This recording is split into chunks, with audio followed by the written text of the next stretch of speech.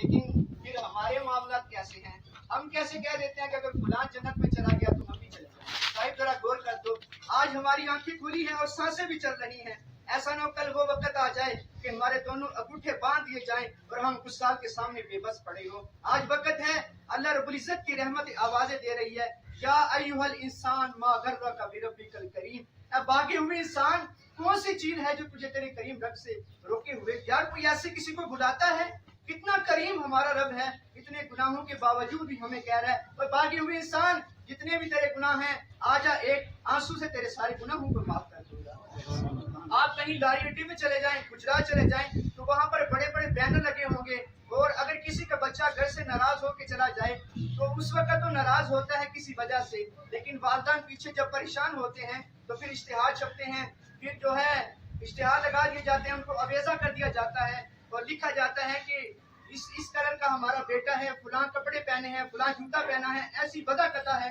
اگر کسی کو ملے تو اس پتے پہ ہمیں بتا دے کہ ہمارا بیٹا فلاں جگہ پہ، ہمیں فون کرے تو ہم اسے وہاں پہ جا کے لے لیں گے۔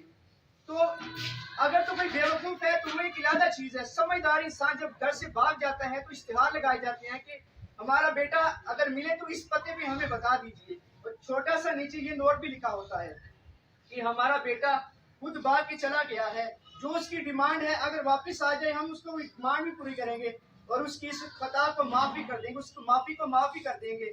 تو ہمارے حضرت فرماتے ہیں جب میں اس پوسٹر کو دیکھتا ہوں، اس اشتہار کو دیکھتا ہوں کہ اتنی خطاؤں کے باوجود بھی والدین اس کو معاف کرنے کے لیے تیار ہیں، تو اللہ رب العزت کی یہ آیت مجھے یاد آ جاتی ہے، یا ایھا الانسان ما غرک بربک الکریم، اے بھاگے ہوئے انسان تو واپس آ جا، ایک آنسو سے تیرے سارے گناہوں کو معاف کر دے۔ ماں باپ کہتے ہیں بیٹا غلطی ہو گئی، چھوڑ دے اس کو، چھوڑ دے اسے، پس سے کچھ ڈال دے، تو ایک بار آ جا، ہم تیرے سارے گناہوں کو معاف کر دیں گے۔ اللہ رب العزت فرما رہے ہیں میرے بندے، اگر تو دنیا کی لذت میں کھو چکا ہے، اگر تو گناہوں کے اندر لتڑ چکا ہے، اس کے باوجود بھی تو آ جا، تیرے رب کی کریم بارگاہ ہے، ایک آنسو بہا کے دیکھ، تیرا رب تجھے ایسے ہی معاف کر دے۔ تو اس سے پہلے کہ ہمارے دونوں انگوٹھوں کو باندھ دیا جائے اور ہم گسال کے سامنے بے بس پڑے ہو، انسان ابھی بھی وقت ہے، ابھی بھی ہمارے پاس وقت ہے کہ ہم اللہ رب العزت کی بارگاہ میں رجوع کر لیں اور توبہ کر لیں۔ یقیناً جب اللہ تعالیٰ ہر انسان کو ایک نہ ایک بار اللہ توبہ کرنے کا ضرور موقع دیتا ہے، جتنا چاہے گناہ گار ہو، ویسے تو اللہ تعالیٰ بڑے موقع دیتا ہے انسان کو، لیکن جتنا بڑا گناہ گار ہو اللہ تعالیٰ اسے ضرور گناہ سے معافی کا موقع دیتا ہے۔ تو انسان کو چاہیے کہ جب ہمیں یہ موقع میسر ہو تو اس کے اندر ہمیں جھجک محسوس نہیں کرنی چاہیے، اس کے اندر سستی نہیں کرنی چاہیے۔ جب انسان اس موقع سے فائدہ اٹھاتا ہے تو اللہ وقت کا ولی کتب شیخ اور ابدال بھی بنا دیتا ہے۔ حضرت حسن بصری علیہ رحمہ فرماتے ہیں کہ میں بصرہ کی گلیوں میں گھوم رہا تھا اور میں لوگوں کے اندر جو سخاوت کے ذریعے لوگوں کو چیزیں تقسیم کیا کرتا تھا، کھانا تقسیم کرتا تھا۔ فرماتے ہیں ایک دن میں کھانا تقسیم کر رہا تھا کہ سامنے سے ایک حسین عورت میری طرف آئی، جو میں نے اسے دیکھا تو ٹکٹکی باندھ کے دیکھتا رہا۔ وہ میرے قریب آ کے پوچھنے لگی کہ حسن بصری اما تستحی، مجھے حیا نہیں آتی؟ تو حسن بصری کہتے ہیں ممن، کس سے حیا کروں؟ کہا اس رب سے حیا کرو جو تمہاری آنکھوں کی خیانت کو بھی جانتا ہے اور تمہارے دل کے ارادوں کو بھی جانتا ہے۔ تو کہتے ہیں کہ جب مجھ کو میں نے دیکھا تو اس کی ایسی نشیلی جھیل جیسی آنکھیں تھیں، اس کی کوئی بھی بات میرے دل پہ اثر نہ کر سکی، اور میں اپنی جس امر پہ ڈٹا رہا، میں اس کی طرف دیکھتا رہا۔ اس نے کہا میرے اندر ایسی کون سی چیز ہے جو تجھے اس گناہ کی طرف مائل کر رہی ہے؟ کہا تمہاری جھیل جیسی آنکھوں میں ڈوبنے کو من کرتا ہے۔ اس نے کہا ٹھہرو، تمہاری مراد ابھی پوری کر دیتی ہوں۔ وہ گھر جاتی ہے اور گھر جا کے خادمہ کو ایک پلیٹ دی، تشت دیا، کہا تو حسن بصری کو یہ تشت دے دو۔ جب حسن بصری کے پاس اس کی وہ خادمہ آتی ہے، وہ تشت دیکھا، اس کے اوپر کپڑا ڈالا ہوا تھا۔ حسن بصری فرماتے ہیں جب میں نے اوپر سے کپڑا ہٹایا تو میری آنکھیں پھٹی کی پھٹی رہ گئیں۔ جب میں نے دیکھا تو اس تشت کو جب اٹھایا تو اس کے اندر اس نوجوان خاتون کی دونوں آنکھیں پڑی ہوئی تھی، اور اوپر لکھا ہوا تھا کہ مجھے ایسی آنکھیں نہیں چاہیے جس کی وجہ سے ایک نوجوان گمراہ ہو جائے۔ تو حسن بصری فرماتے ہیں تو میں نے اپنی داڑھی کو پکڑا اور زاروں کی تار ہونے لگا کہ حسن بصری کوئی تجھ سے بھی زیادہ اتنا خشیت الہی رکھنے والا ہے، تجھ سے بھی زیادہ اتنا ڈرنے والا ہے۔ فرماتے سارا دن روتا رہا، رات کو جب سوتا ہوں تو وہ خاتون میری خواب میں آتی ہے۔ جب خواب میں آئی تو میں نے کہا کہ کہ مجھے کوئی نصیحت کرو. اس نے کہا کہ حسن بصری جب تم اپنے گھر میں اکیلے ہوا کرو تو اللہ کا ذکر کیا کرو, اللہ کی تسبیح بیان کیا کرو اور اسی عذاب سے ڈرا کرو. فرماتے ہیں میں نے اس عمل کو ساری زندگی اپنائے رکھا, پھر کیا مجھے ملا, اللہ رب العزت نے ان کو وقت کا امام اور پیشوا بنا دیا. وہ حسن بصری ہیں جو تصوف کے امام گزرے ہیں. تو جب اللہ تعالیٰ کسی کو توبہ کی توفیق دے دے تو اس کے اندر کبھی بھی تاخیر نہیں کرنی چاہیے. انسان کو اسی وقت اللہ رب العزت کی بارگاہ میں رجوع کر لینی چاہیے. انسان سوچتا کیا ہے کہ دیکھ, انسان اللہ رب العزت فرماتا ہے کہ جب بندہ گناہ کر لیتا ہے پھر بھی اللہ رب العزت فرماتا ہے اے باغی ہوئے انسان پلٹ کے واپس آ جا, تیرا رب بڑا کریم ہے. انسان آج اپنی جوانی پہ غرور کر رہا ہے, لیکن ذرا ماضی کی طرف پلٹ کر تو دیکھ تو کیا تھا.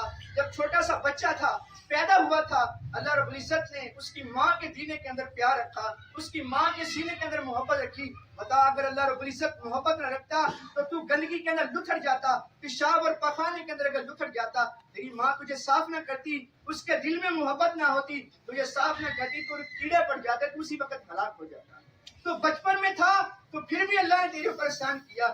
آج تیرے اوپر جوانی کا جو ہے تنتنا ہے, آج شیروں کو تو بٹھا لیتا ہے, آج ہاتھیوں کو تو نچا لیتا ہے, آج تو زور آور ہے, آج ساری چیزیں تیری مٹھی میں ہیں, آج تو بریگیڈیئر ہے, بریسٹر ہے, آج تو جس بھی عہدے پہ فائز البرام ہے, آج تیرے پاس عہدے میں, آج تیرے پاس منصب ہے, آج تو وقار اور عزت کی مسند پہ براجمان ہے, آج تو اپنے آپ پہ غرور اور فخر کرتا ہے. لیکن ماضی کی طرف پلٹ کو دیکھ. اچھا ماضی نہیں دیکھنا تو مستقبل کی طرف پلٹ کے دیکھ لے کہ مستقبل میں تیرے ساتھ کیا ہونے والا ہے. آج جوانی میں تجھے غرور ہے, کل یہی جوانی تیری گلیوں کے اندر رلے گی, اور ایک وقت ایسا بھی آئے گا جب تیری چارپائی پہ اوپر تجھے ڈال دیا جائے گا اور ایک گانجے کی طرح پڑا ہوگا, پھر اپنے ہاتھ سے مکھی بھی نہیں اٹھا پائے گا. اس وقت تو مجبور ہو جائے گا, اور پھر اس وقت ایسی حالت ہوگی کہ ڈاکٹر کو کہے گا کہ مجھے زہر کا ٹیکا لگا کہ میری سانس نکل جائے. بتا اس وقت ٹیکے کے باوجود بھی تیری سانس لگتی ہے روح کے اندر سے. اگر تجھے زندگی دی تو یہ بھی رب کا احسان ہے, اگر تجھے موت دی تو یہ بھی رب کا احسان ہے. اس بچپن پہ جس جوانی پہ غرور کرتا تھا, آج ایک چارپائی کے سہارے کے اوپر پڑی ہوئی. تو اس وقت پھر کیا ہوتا ہے, جب چارپائی پہ پڑ گیا تو پھر فون کیا جاتا ہے بیٹوں کو کہ تمہارا باپ بیمار ہے, اس کا آگے پتہ لے لو.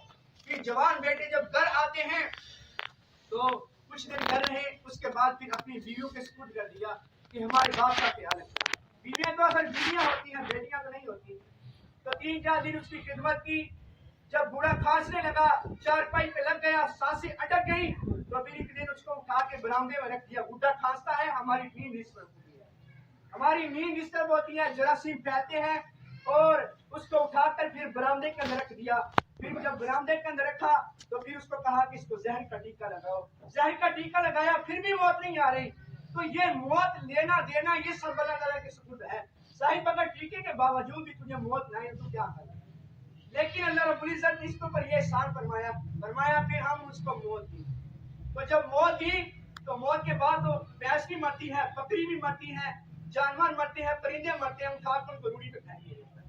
زیادہ زیادہ پانی کے اندر یا گڈھے کے اندر پھینک دیا جاتا ہے. فرمایا اس کو ایسا نہیں کرنا, یہ ہمارا شاہکار ہے. فرمایا فات بارہ, پھر ہم نے اس کو قبر دی. بکری وہ پھینک دیا, بھینس کو بھی پھینک دیا, جو بھی جانور تھا اس کو پھینک دیا. لیکن یہ انسان کا اعزاز اور پروٹوکول ہے کہ اس کو قبر عطا کی گئی. جب وہ وصال کر جاتا ہے فرمایا کہ اس کو غسل دیا جائے. جب غسل دیا گیا تو فرمایا تھوڑے سے بیری کے پتے بھی ڈال کے جائے, صفائی پوری ہو جائے. اور پھر اس کو چٹا لٹھے کا کفن دیا گیا. آج یہ دولہا بنا ہوا ہے, سارے لوگ براتی اس کو دیکھنے کے لیے آ رہے ہیں. فرمایا یہ ہمارا شاہکار ہے, اس کا یہ اعزاز ہے کہ اس کو 4 بندے اٹھائے. پھر تیری چارپائی کو اٹھا کے جنازہ گاہ کی طرف لے جایا گیا. جب جنازہ گاہ کی طرف لے جایا گیا تو اتنا بڑا اعزاز, اتنا بڑا پروٹوکول تجھے کیا گیا کہ امام کعبہ بھی ہو وہ بھی پیچھے ہے, تیری لاش کو آگے رکھا گیا. اس سے بڑا اعزاز تجھے اور کیا چاہیے. جس کریم رب نے تجھے اتنی نعمت سے نوازا, زندگی کے اندر تیرے گناہ کے اوپر پردہ ڈالا, وہ کل قیامت کے دن اور تدفین کے معاملات کے اندر بھی تیرا پردہ ڈالے گا. جب اس کو دفن کیا گیا پھر پٹڑیاں ڈال دی گئی, پھر مٹی ڈال دی گئی. کہا کہ میرے بندے کے جتنے بھی معاملات ہیں وہ کشیدہ ہی ہونے چاہیے.